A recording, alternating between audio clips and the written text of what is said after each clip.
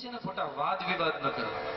કેમ કે જ્યાં વાદ વિવાદ થાય ત્યાં પછી ભાગલા પડતા જાય અને વિભાગ થતા જાય ને એ વિભાગમાં ને વિભાગમાં ન આપણે યોગ્ય માર્ગ નો સ્વીકાર કરી શકીએ, ન આવેલાનો અસ્વીકાર કરી શકીએ. કોઈ પણ રીતે આ જીભને વાદમાં જીતી લેવાની છે. વાદમાં જીત્યા એટલે તમે તમારા મનને પવિત્ર કર્યું, મન શુદ્ધ કરી દીધું. વાદમાં જો જીત્યા તો, અને સ્વાદમાં જો જીત્યા તો શરીરને પવિત્ર કરી. આપણે પૂર્વે ચર્ચા થઈ હતી ને એમાં જીભ એને હાડકું નથી, એટલે જેમ તેમ જો બોલી જાય તો હાડક્યા ભંગવી પણ શકે. તો કોઈનું અપમાન થાય એવા શબ્દ ન બોલીએ એટલે જીભને વાદથી જીતે. કોઈને સન્માન આપી શકીએ તો કઈ વાંધો નહીં, પણ કોઈનું અપમાન ન થાય આટલો ખ્યાલ રહે એટલે આપણે જીભને જીત્યા. જે પૂજનીય છે, જે વંદનીય છે, જે આદરણીય છે એને યોગ્ય સ્થાન આપી અને બેસાડી ન શક્યા તો કઈ નહીં, પણ આવેલાનો અસ્વીકાર કે તિરસ્કાર કરીએ તો સમજવાનું કે આપણે વાદને જીત્યા. અને બહુ પછી જીભ લોલુપતા કરે. આમ તો બને ત્યાં સુધી સાદું અને સરળ ભોજન જમાડવું આ શરીરને, જો યોગ્ય રીતે તમારી વ્યવસ્થા એકદમ જાળવી રાખવી તો. પછી બહુ રસવાળા અને બહુ ચટાકેદાર ને એવા બધા ભોજન આ જીભ માગવા માંડે ને પછી જીભથી રહેવાય નહીં. અને જીભ એ ભોજન માટે આપણને આમ ઉથલ પાથલ કરે ને તો પછી જીભને થોડો કડાયા છાણાનો ભૂકોય ચખાડે. એને કેવું કે લે આ નહીં ચાક, આ એક સ્વાદ છે. અને ગાયના છાણમાં તો લક્ષ્મી છે ને ભાઈ, ગાયના છાણમાં તો લક્ષ્મી છે. કેમ કે આખા શરીરમાં બધાય દેવોને સ્થાન મળ્યું. એક લક્ષ્મીજીને અહંકાર હતો કે મારે થોડું કઈ ગૌ માતાના શરીરમાં સ્થાન લઉં. અહંકારમાં ને અહંકારમાં લક્ષ્મીજીએ ગાયના શરીરમાં સ્થાન લીધું નહીં, અને પછી બધાય દેવતાઓએ સ્થાન લીધું. પછી લક્ષ્મીજી બોઠા પડ્યા કે હવે તો સ્થાન લીધે પાર. એટલે મા પાસે ગયા, માં મને તારા દેહમાં ક્યાંક સ્થાન આપો. સ્થાન આપવાની જે વાત કરી એટલે ગાય માતાએ કીધું કે હવે માં શરીરમાં બધાય અંગો પ્રત્યંગો દેવતાઓએ લીધા છે, હવે મારું છાણ બાકી છે. અને લક્ષ્મીજી છાણમાં વસ્યા. લક્ષ્મીજીનો વાસ છાણમાં. એ ખબર ક્યારે પડે? આપણે ખેતરમાં જે બી વાવ્યા છે આ બીને ફલદ્રુપ કરવા હોય, એ ફલદ્રુપ કરવા માટે એમાં છાણિયું ખાતર નાખવું પડે. અને છાણિયું ખાતર નાખો, એક દાણાના 1000 દાણા કરીને આપે, અને એ દાણાને વેચો એટલે શું આવે? લક્ષ્મી. એટલે ગાયના છાણમાં લક્ષ્મી છે. એટલે બ્રાહ્મણો જયારે પેલી હેમાદ્રી કરાવે, શુદ્ધિકરણ 10 પ્રકારના સ્નાન કરાવે, ત્યારે એક જેટલી લક્ષ્મી જોઈએ એટલું છાણ લેજો. પણ આજકાલે છાણ ને ગૌમૂત્ર થી નાવાની વાત થાય એટલે આપણને ચિતરી મંડે છે. જોકે બધા સાબુ હોવા જોઈએ, શોભા વધારે, પણ જેમ સાબુથી નહીએ ત્યારે આપણા મોઢે ચિતરી ન ચડે ને એમ ગાયના છાણથી નાતા મોઢે ચિતરી ન ચડવી જોઈએ. કેમ કે સાચું એ છે, સાચું સ્નાન એ છે. તમારા શરીરને પવિત્ર કરવાની શક્તિ એ છાણ ધરે છે. બાકી શરીરને સુગંધિત કરે, આ બધા દ્રવ્યો શરીરને સુગંધિત કરે, બાકી શરીરને પવિત્ર ન કરી શકે. જો આ બધા દ્રવ્યો શરીરને પવિત્ર કરી શકતા હોય તો આજની તારીખે આપણા ઘરે સત્યનારાયણ ભગવાનની કથા થાય એમાં બાજોટની નીચે સાબુનો લેપ થતો હોત, બોડી લોશન લગાવવામાં આવતું હોત, પણ એ નથી. આપણી પૂર્વ પ્રાચીન સંસ્કૃતિથી માંડી અને આધુનિક સંસ્કૃતિ સુધી આજની તારીખે પણ જ્યાં ધર્મ કાર્ય થાય છે, જ્યાં યજ્ઞ કાર્ય થાય છે, જ્યાં આવું સેવા કાર્ય થાય છે, જ્યાં આવું સત્કાર્ય થાય છે, ત્યાં આજે ગાયનું છાણ લેપવામાં આવે છે. શું કામ? કેમ કે ગાયનું છાણ આપણને પવિત્ર કરે છે. સુગંધિત ભલે ન કરી શકે, સુગંધિત ન કરે એનો વાંધો નહીં, પણ અપવિત્ર તો ન જ કરવું જોઈએ. એમ ગાયના છાણમાં લક્ષ્મી છે, ત્યારે આપણને ભગવાન વરુણ લોકમાં જાય છે. નંદ બાબાનું અપહરણ કરી જનારા વરુણજીના દૂતો નંદ બાબાને કેદ કરી વરુણ લોકમાં લઈ આવ્યા હતા. વરુણ સિંહાસન પર બેઠા છે, નંદ બાબા બાજુના આસને બિરાજિત છે. ભગવાન કૃષ્ણ આવ્યા. કૃષ્ણ અને વરુણને સંવાદ થયો છે. વરુણ અને કૃષ્ણના સંવાદમાં એક એવો નિર્ધાર થયો કે પ્રભુ અમારે નંદ બાબાનું અપહરણ એટલા માટે કરવું પડ્યું કેમ કે એમને રાત્રિકાળે જળાશયમાં પ્રવેશ કર્યો છે. રાત્રિકાળે જે આપણા શાસ્ત્ર ના પાડે એ બધી વસ્તુથી યોગ્ય ન થવું. જો સાંજે તુલસીના પાન ચૂંટાય નહીં, દિવસની હાજરી હોય, ભગવાન સૂર્યનારાયણ આકાશમાં હોય ત્યાં સુધી તુલસીના પાન ચૂંટી લેવા. બાકી સાયંકાળ થયો, અસ્તાચળ તરફ સૂર્યનારાયણે રથના ઘોડાઓને દોડાવ્યા. ત્યાર પછી તુલસીના પાન છૂટાય. તીર્થમાં જળાશયમાં પ્રવેશ કરાય નહીં. તમે ગંગાને કાંઠે ભલે રાત્રે 9 વાગે પહોંચો, સવારે વહેલું નીકળી જવું હોય તો બ્રહ્મ મુહૂર્તમાં સ્નાન કરી લેવું, પણ પહોંચીને તરત ગંગામાં સ્નાન ન કરવું. બહુ હૃદયની ઉત્કૃષ્ટ ભાવના જો હોય તો ગંગાને કાંઠે જઈને હાથ પગ અને મોઢું ધોઈ અને તમે સ્નાન કર્યાનું જ ફળ પામી શકો. બાકી ગંગામાં રાત્રિકાળે પ્રવેશ શક્ય. આ બધા એક નિયમાનું ગ્રહણ છે. એવા જ જેમના ઉપકારો મારા પર ખૂબ છે અને જેની નાનપણથી મહેનતે અને જેના પરિશ્રમે પુરુષાર્થે અમિતમાંથી અમિત પ્રસાદ જેને બનાવ્યા છે, એવા મારા 2 માનો પ્રેમ જે એકલા આપે છે મને, એવા મારા મામા અતુલ મામા, ગુરુ કૃપા ટૂર્સ એન્ડ ટ્રાવેલ્સ ભાવનગર, એ અહીંયા પધાર્યા છે. એને મેં આજ ખાસ બોલાવ્યા છે કેમ કે આજે ઠાકરને પરણાવો હોત ને, ઠાકરને પરણાવવા માટે લગ્ન ગીત ગાવા પડે અને એનું કંઠ સુમધુર છે. એના કંઠે આપણે ઠાકરના લગ્ન ગીતનો આ લાભ લેવો. એનું કામ છોડીને મેં બોલાવ્યા. ગમે તે થાય મામા, પણ આજે સણોસરાની ધર્મપ્રેમી જનતાએ મને આટલો પ્રેમ ને ભાવ આપ્યો છે. સાક્ષાત દિવસથી સતત કથાને સાંભળે છે. સભામાં શરબત અને ઘણા તો આપણા રેખાબેન જ. મને આજ આનંદ થાય છે કે આપણે બધાને દાતાઓ ભોજન આપે છે. જે દાતાઓ પોતાના પરિવારને, એમના સભ્યોની ભાવનાને પૂર્ણ કરવા, એમના સ્વર્ગસ્થ જીવોને કલ્યાણ અને મુક્ત કરવા માટે આ તલસાણિયા બાપા ધામમાં આયોજિત શ્રીમદ ભાગવત સપ્તાહમાં જે ભોજનનું દાન ઉદરમાં જે અન્ન પડે છે, જે પ્રભુનો પ્રસાદ પડે છે, ને પહેલા પણ આપણા ભરત મામા એ વારા ઘડીએ આપણને એક વાત કીધા કરે છે કે આ પ્રસાદ છે, આ ધર્માદો છે અને અહીંયા પ્રસાદ લેજો. હા, એટલી વાત ચોક્કસ કહું. આપણે બગદાણા જઈએ, આપણે સતાધાર જઈએ, આપણે વીરપુર જઈએ, આપણે નીરુબાપુના આશ્રમે જઈએ, દાન આશ્રમે, તો એક વાત કહેજો, જે સંતોના આશ્રમે જઈએ ત્યાંથી કોઈ સંત આપણને પ્રસાદ લીધા વગર આવવા દે છે ખરા? શું કામ? કેમ કે અન્નાત પરિભૃતો રસમ સહ અન્ન રસો વૈસહ સહ બ્રહ્મ અન્નમ બ્રહ્મા રસો વિષ્ણુર ભોક્તા દેવો મહેશ્વર એવં જ્ઞાત્વા નરો ભૂંક્તે સોન્ન દોષેર ન લિપ્યતે. અન્ન બ્રહ્મા રૂપ છે, એનો રસ વિષ્ણુ રૂપ છે અને જમનારા આપણે નથી. આપણે જમતા નથી. આપણે કોળી આવીને મૂકીએ, આપણે ખોટો વહેમ છે આપણને કે આપણે જમીએ જ ભાઈ. આપણે જમતા જ નથી. આપણો યજ્ઞમાં આપનારી આહુતિ છે. આપણા ઉદરમાં વૈશ્વાનર નામનો અગ્નિ પ્રજ્વલિત છે અને અન્નને ખાય છે ને આપણું મોઢું, આપણો હાથ નહીં. અન્નને ખાનાર સાક્ષાત પરાત્પર બ્રહ્મ, આશુતોષ હૃદયની કરુણા વરુણાલય પરાત્પર બ્રહ્મ હાંડીડો આપણી એ ઉદરમાં આવી, સાંડીડો દાદો આપણા શરીરમાં આવીને ભોજન ને કરે. ભોક્તા દેવો મહેશ્વર, શિવજી જ જમે છે. એટલે કોઈ એવું રાખવું નહીં કે અમે ધર્માદાનું જમીએ છીએ, નહીં. અને બીજી એક વાત કહી દઉં, જ્યાં ત્યાં ન ખાવું, જે તે ન ખાવું, જેવું તેવું ન ખાવું. આપણે જ પાણીપુરીની લારીએ પાણીપુરી બનાવતો હોય ને કહીએ ભાઈ જરાક આમ તીખી બનાવજે, ચટાકેદાર બનાવજે, હાથમાં ડીશું લઈને ઉભા 25-30 પાણીપુરી ગળકી જઈએ ત્યારે આપણને શરમ નથી આવતી.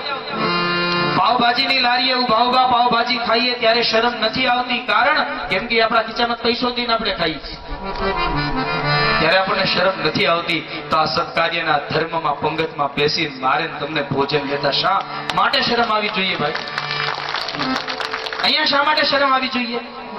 અને પ્રસાદ પર તો સર્વનો અધિકાર છે. કારણ મેં તમને ગઈકાલે જ કીધું કે શ્રીમદ ભાગવત નો 10મ સ્કંદમાં જ્યારે ભગવાન મધુમંગલ પાસેથી એઠી છાશ પી ગયા ત્યારે મધુમંગલની એઠી છાશ પીને પરમાત્માએ ચોખ્ખું કીધું કે મારો ભક્ત ભૂખ્યો હોય ને હું જમું એ મને ગમે નહીં. મારો ભક્ત ભૂખ્યો હોય અને હું જમું એ ગમે નહીં. તો મને એક વાત કહો, ઠાકોરજી આપણી હારે છે, ત્યાં અન્ન રૂપે આપણી માટે રંધાણો છે, રસના રૂપમાં આપણી માટે બન્યો છે અને એ આપણી વાટ જોતો હોય અને આપણે એનો તિરસ્કાર કરી નીકળી જઈએ. કેટલા ટકા યોગ્ય કહેવાય કહેશો મને? પ્રસાદ લેવો અને ઈ પ્રસાદ પેટમાં પડશે ને વિચારો સારા આવશે. અમે તેવા દાખલા જોયા, ઘેરની દવાઓ લેતા હોય સુવા માટે, ઊંઘ નથી આવતી માણસ, ઘેરની દવાઓ લેતા હોય, પણ સત્તાધાર વીરપુર ને આવા ધાર્મિક ક્ષેત્રમાં જ્યારે કથા ક્ષેત્રમાં જેને બેસી કથાનું શ્રવણ કર્યું અને કથાના શ્રવણ કર્યા પછી જેને જેને ભોજન જેને જેને પ્રસાદ લીધો એને વગર ટીકડીએ ઊંઘ આવી અને નસખોરા બોલાવતા મેં જોયા છે. શા માટે? રસના રૂપમાં બ્રહ્મ સ્વયં તમારા શરીરમાં પ્રવેશ કરે છે. તમે અહીંયા બેસી તપ કરો છો, ઠાકોરજીના વાંગમય સ્વરૂપને સાંભળો છો, અનુભવો છો, અને એ જ ઠાકોરજીની અહીંયા બેહીને વાંગમય પૂજા કરો છો. વક્તા બોલી પૂજા કરે, શ્રોતાઓ સાંભળી પૂજા કરે, તો પૂજા કરે અને પ્રસાદ લેવાનો અધિકાર છે કે નહીં? આપણા માટે આ બધી વ્યવસ્થા ઊભી થઈ છે, તો પ્રસાદ લ્યો છો અને લેજો. અન્યમ બ્રહ્મા રસો વિષ્ણુ ભોક્તા દેવો મહેશ્વર એવમ જ્ઞાત્વા નરો ભુંક્તે સ્વર્ણ દોષેર ન લિપ્યતે. આવું માનીને જે માણસ પોતાના થાળીમાં પોતાના પાત્રમાં આવેલા ભોજનને ગ્રહણ કરે છે એને ક્યારેય અન્ન દોષ લાગતો નથી. લેવું માનશો નહીં કે ધર્માદાનું કહીએ છે, નહીં. વટથી જ્યાં ધર્માદાનું નામ પડીને પહેલા પોગી જાજો. પહેલી પતરાળી હવા લાગની થઈને બેસી જ જવું, પહોંચી જ જવું ધર્મના. અને આપણે બનાવીએ છીએ, આપણા માટે બને છે તો આપણે ખાવું છે. અને એ વ્યવસ્થા માત્ર ભારતમાં જ ઉપસ્થિત છે. આ ભારત દેશમાં જ સવારે બનાવેલું બપોરે જમી શકાય છે, સાંજે બનાવેલું રાત્રે જમી શકાય છે. બાકી વિદેશમાં જોઈ આવો પરિસ્થિતિ. વિદેશમાં જે લોકો વિદેશમાં રહે છે ને ખબર છે, 7 દિવસની રોટલી તારે ભેગી કરી ફ્રીજમાં મૂકે. જ્યારે જમીએ ત્યારે રોટલીમાંથી 2 રોટલી જેટલી જમવાની હોય એટલી રોટલી લઈ ઓવનમાં મૂકી થોડી ગરમ કરે અને ફૂડ માટે મૂકેલું શાક એને જરાક એમાં પાણી નાખીને ઉકાળીને ખાય છે. ત્યાં વિદેશમાં રહેવા છતાં પણ આવું જમી શકે છે. ને આપણે દેશમાં રહી અને સવારે રાંધેલું બપોરે જમી શકીએ, સાંજે રાંધેલું રાત્રે જમી શકીએ. એ ભગવાનની આપણા પર કૃપા નહીં તો બીજું શું? આ સૂર્યનારાયણ આપણા માટે તપે છે. પંચાંગમાં જે સમય લખ્યો એ જ સમય ઉગી જાય. પંચાંગમાં જે સમય અસ્તનો લખ્યો એ સમય અસ્તાચળ તરફ જાય. ઘણી ઘણી જગ્યાએ 7 દિવસ ભગવાન સૂર્યનારાયણના દર્શન નથી થતા. આ હિન્દુ સંસ્કૃતિ ભગવાને આપણા પર ખૂબ કૃપા કરી છે. અખૂટ ભંડાર આપણા પર વરસે. રાત્રિકાળે જળાશયમાં પ્રવેશ ન કરવો, કેમ કે જળચરો બધા રાત્રિકાળે ફરવા નીકળ્યા હોય. આખો દિવસ તો બધા આપણે સ્નાન કરતા હોય એટલે જળચર ફરે નહીં, પણ રાત્રિકાળે બધા જળચરો ફરવા નીકળ્યા હોય અને રાત્રિકાળે આપણે સ્નાન કરીએ એટલે જળચર આપણા પગ તળે ચગદાઈને મૃત્યુ પામે. પરિણામ એનો દોષ આપણને લાગે. તો ગંગાદિક તીર્થોમાં જઈએ ત્યાં આપણા પાપ ધોવાય છે, પણ તીર્થમાં જઈને જો પાપ કરીએ તો એ કરેલો પાપ ધોવાતું નથી. અન્ય ક્ષેત્રે કદમ પાપમ તીર્થ ક્ષેત્રે વિનશ્યતિ, તીર્થ ક્ષેત્રે કદમ પાપમ વજ્ર લેપો ભવિષ્યતિ. પછી લોઢામાં લીટો કર્યા જેવું થઈ જાય. એ પછી કોઈનાથી ભૂસાતું તો એ પણ તીર્થ છે. અહીંયા પ્રભુ પધાર્યા તો આ પણ તીર્થ છે. અને તીર્થમાં તીર્થ શ્રવણ મંગલ નામ, તો એ તીર્થમાં બેસી શ્રવણ કરી ભગવાનના પ્રસાદના અધિકારી બનીએ તો ભગવાનને પણ ગમીએ, ભગવાનના પણ પ્રિય થાય.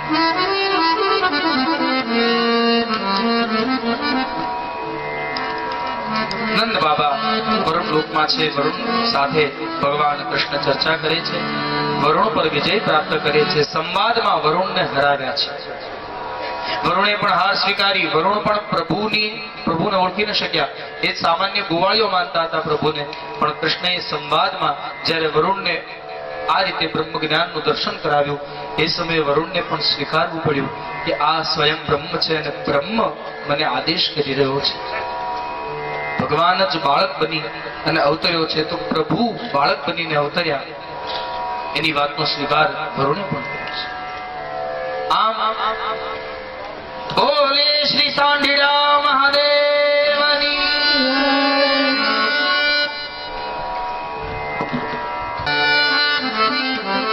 આમ વરુણ વિજયના કથનનું કથન કરાયું છે. અને ત્રીજી કથા આવે કામદેવ પર વિજય. કામ છે દેવ, પણ જ્યારે શરીરમાં એનો ઉત્પાદ વધે અને જ્યારે અવળી ક્રિયાઓમાં આપણને વાળે ત્યારે અસુર બની જાય છે. દેવ દેવ છે એટલે તો એને પુરુષાર્થમાં પણ સ્થાન મળ્યું. ધર્મ, અર્થ, કામ અને મોક્ષ. જ્યારે વર કન્યા પરણે ત્યારે ચોરીમાં 4 ફેરા થાય. એમાં 4 ફેરા એ 4 માંગલ્યનું સૂચક કરે છે. ધર્મ, અર્થ, કામ અને મોક્ષ.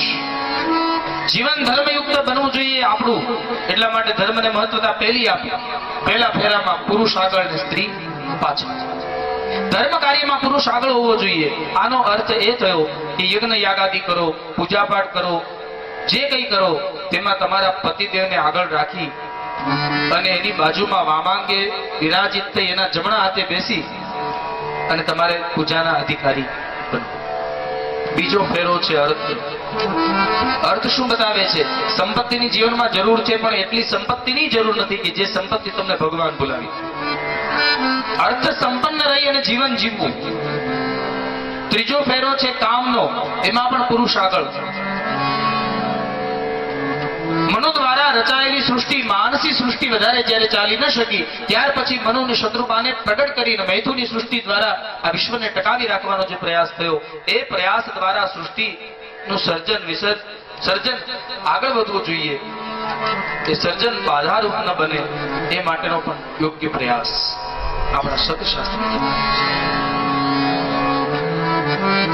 તો હવે તેની આપણે આતુરતાથી રાહ જોઈએ છીએ. તનસાણિયા બાપા સભામાં આપણને સૌને દર્શન દેવા અનુગ્રહિત કરે છે, કૃતકૃત્ય બને છે. સભામાં બેસી માત્ર પ્રભુ સ્મરણ કરતા દાદા જે પધારે છે એનું સ્વાગત સત્કાર કરીશું. કોઈએ પોતાનું સ્થાન છોડવાનું નથી. દાદા આપણને દર્શન આપી જાય પછી પ્રભુના દિવ્ય રાસનું આપણે રાસલીલાના કથનનું કથન કરીશું. બધાએ બેઠા બેઠા હાથ જોડીને નમસ્કાર કરવાના છે. નમોસ્તુ સર્વેભ્યો જે કે ચ મનુ પૃથ્વીભ્યઃ દિવ્યો સર્વેભ્યો નમઃ.